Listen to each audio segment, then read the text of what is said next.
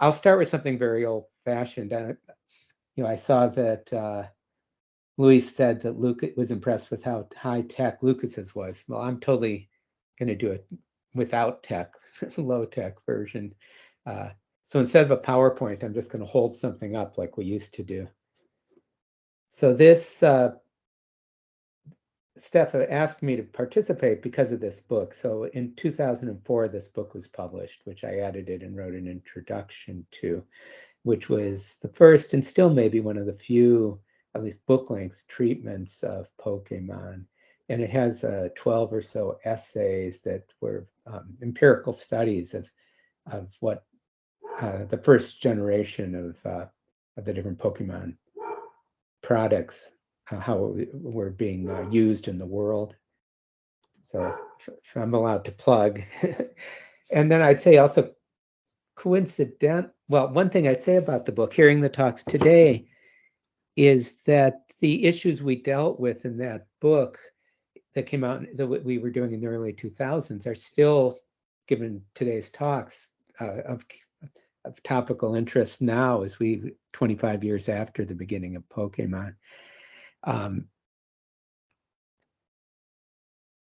One coincidence that's interesting is Luis started by citing a paper by Samuel Tobin, and that essay is in this book, Pikachu's Global Adventure, but also Sam's my son.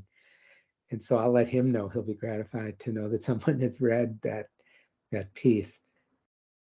But that piece was written when he was teaching. He was the computer teacher for an elementary school, and he was very interested in how the kids that year, this was like in 2001 or something, were very interested in Pokemon, but he was very pained by, empathetic with this kid who maybe, like Luis, was being teased for his attraction to characters in Pokemon that we were seeing as insufficiently macho, but also that this kid was getting to an age in school when the older kids were moving on to other interests. So I was glad to see that come full circle for me. So when we started this project, that became Pikachu's Global Adventure, I think we had a lot of different interests. We came from different disciplines. I was a cultural anthropologist of Japan, but also interested in Japanese childhood and early childhood education. Other people were media sociologists and anthropologists and educators. For me, is during the early years of the Pokemon phenomenon, I was struck by what I saw as I was amazed not just by its success, but by the ability or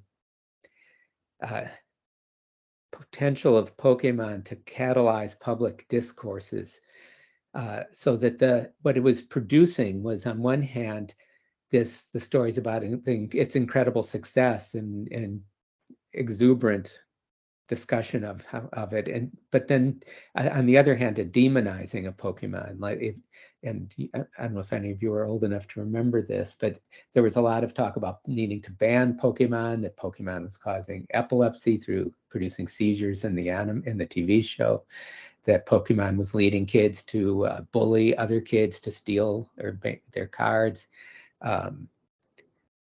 And that Pokemon was making kids violent by introducing violent video games to a younger demographic. So I think the question of Pokemon effects that came up in the talks today are still interesting and complex to sort out. In the intro to the book, what I argued is that we need to avoid the temptation either to demonize or idealize something like Pokemon, and instead what we need are empirical studies where we both study the different content of Pokemon in its different forms, but perhaps more importantly is not to think that the content is the whole story, but to see the interaction of the content with the people who use it. And we can't tell, we know from literary studies and media studies that we can't predict or appreciate the effect of a text without seeing how it's actually interacted with by its users, viewers, readers, who control some of the power to determine what the text means or does. So I was struck, for instance, today with the first talk on the Poke Earth Sciences, and also by Lucas Hernandez's presentation, that by this idea that there's this excitement about the potential of Pokemon to be beneficial.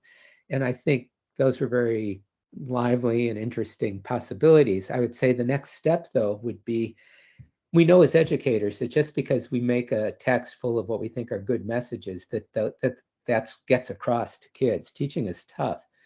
So I think it would be interesting to see these ideas, these exciting ideas of creating Pokemon curricula in the sciences, what actually happens when you do it in a classroom. And in Pikachu's Global Adventures, we had several essays at the last section of the book by educators looking at what kids actually do in classrooms with Pokemon. And so I'd be interested, it would be, I hope some of these studies, that if Pokemon does get into the curriculum, that we see how it actually functions, and not just assume because we create things we believe will be useful for kids that that's the effect they'll have. In terms of my call for empirical studies, I think Luis's presentation today, I would call it empirical study. Empirical doesn't just mean blind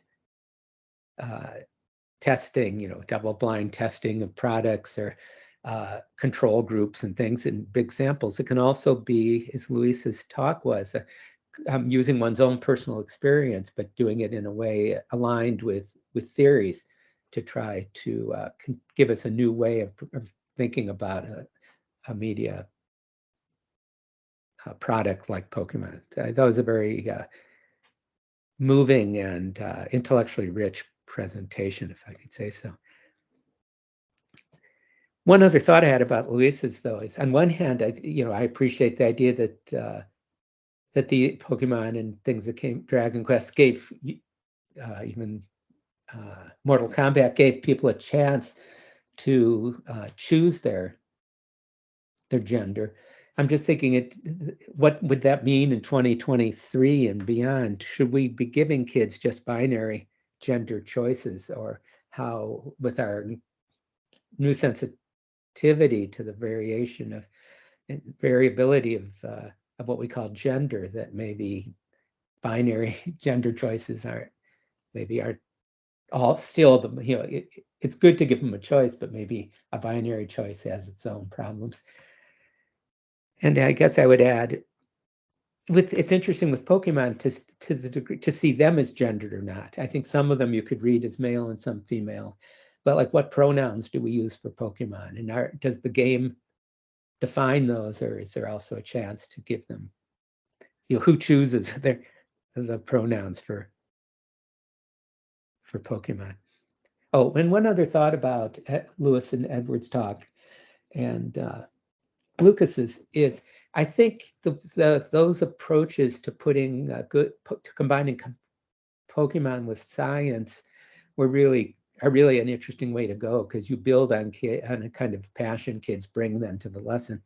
But I think we have to also not be so literal in terms of what's present in a complex text like Pokemon. So we can intend certain messages, but there's also, like, I was thinking that even if Pokemon evolution isn't how we usually think of evolution, it's still teaching more basic principles of scientific reasoning, like taxonomy and the notion of metamorphosis.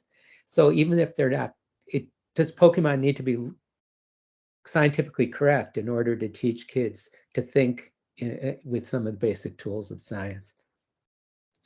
So I think I'll stop at that point, but I'm glad to see this group, and excited to see that this work I started around 2000 is still, the Pokemon is still rich. I made the mistake of calling the book, the subtitle of Pikachu's Global Adventures was The Rise and Fall of Pokemon, and I was wrong for predicting it would fall, right, in the sense that I don't, even as exciting as Pokemon remains, it's nothing like the 2000, or, when it dominated popular culture in, quite so completely. But I think it's a great set of products, and I think the way people have interacted with it have made it have this long life and I'm glad to see you guys carrying it forward.